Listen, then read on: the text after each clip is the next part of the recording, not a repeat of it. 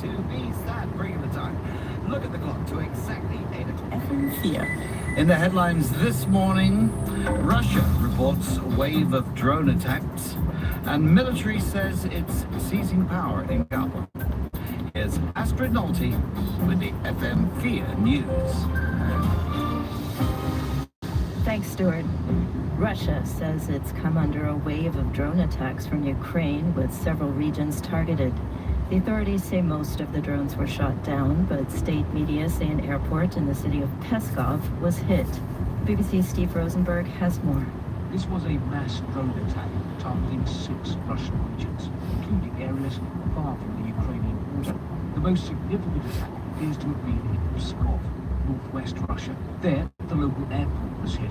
Video posted on social media shows huge explosions lighting up the night sky. According to Russian officials, at least 2 Ilyushin 76 transport planes were damaged. Drones also targeted the regions of Oryol, Bryansk, Ryazan and Kaluga, Moscow region too, as well as Russian-occupied Crimea. Army officers have appeared on national television in Gabon to claim they've seized power. They say they're annulling the results of Saturday's election, in which President Ali Bongo was declared the winner. The Electoral Commission says he won 2/3 of the vote. The opposition says the vote was fraudulent.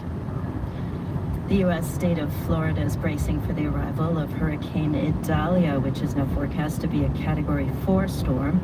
Evacuation orders are in place in more than 20